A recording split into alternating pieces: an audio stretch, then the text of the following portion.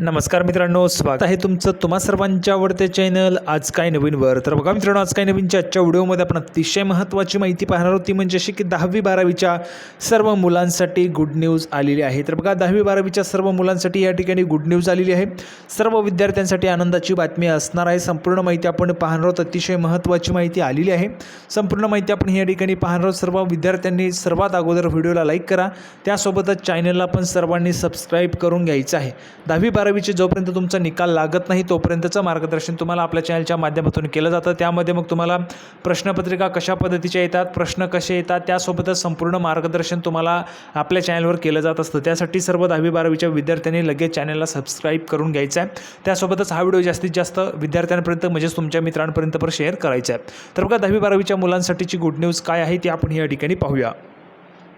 तर बघा संपूर्ण माहिती पाहण्यासाठी आपण या ठिकाणी आलेलो आहोत. पाहू शकता बघा, राज्य शिक्षण मंडळाच्या शाळात आता CBSE अभ्यास पॅटर्न. तर बघा आनंदाची बातमी तुम्हाला पाहायला मिळते. या ठिकाणी आनंदाची बातमी आहे. आता राज्य शिक्षण मंडळाच्या ज्या काही शाळा आहेत त्यामध्ये आता CBSE जो पॅटर्न आहे तो पाहायला मिळणार आहे. तर बघा संपूर्ण माहिती काय, CBSE बोर्डाच्या शाळांकडे मुलांचा वाढता कल पाहता राज्याचे शिक्षणही दर्जेदार असावे.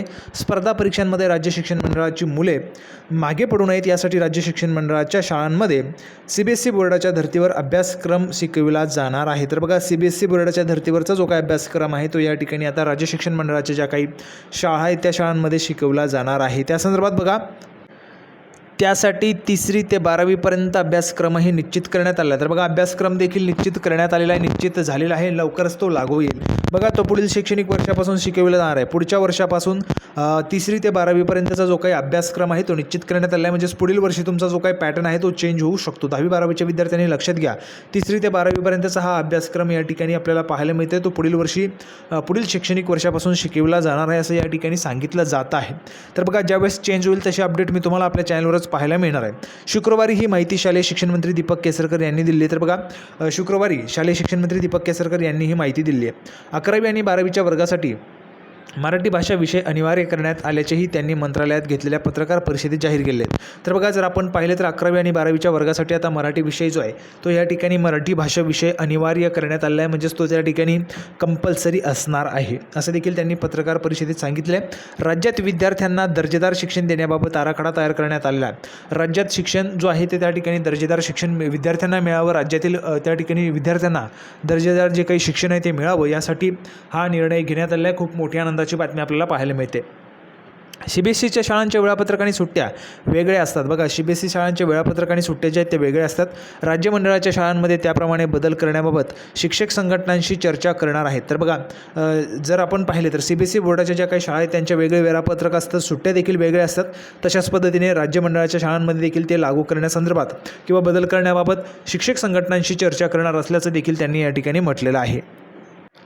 बघा असं केसरकर यांनी स्पष्ट केले. नंतर बघा अंगणवाडी सेविकांवर आता नवी जबाबदारी येणार आहे. काय, राज्यातील अंगणवाडी सेविकांना आता शिशु वर्गातील बालवाटिका 1-2 तर बघा मुलांना शिकविण्याची जबाबदारी दिली जाणार आहे. राज्यात एकूण 48,000 अंगणवाड्या आहेत. त्यातील अंगणवाडी सेविकांना शालेय शिक्षण विभागाकडून प्रशिक्षण दिले जाणार आहे. यासाठी लागणाऱ्या पुस्तकांची छपाई महिला व बालविकास विभागाकडून केली जाणार असल्याचेही केसरकर यांनी सांगितले आहे.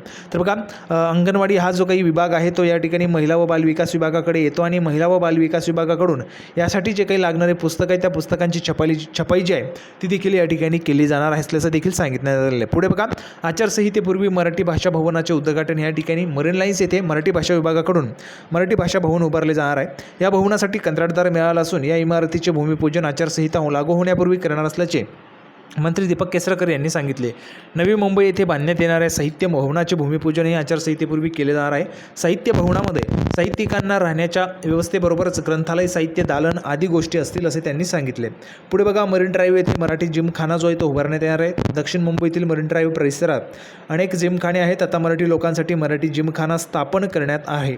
याबाबत मंत्रिमंडळ बैठकीत निर्णय घेण्यात आला असून त्यासाठी सरकार जागा शोधत आहे अशी माहिती केसरकर यांनी दिली.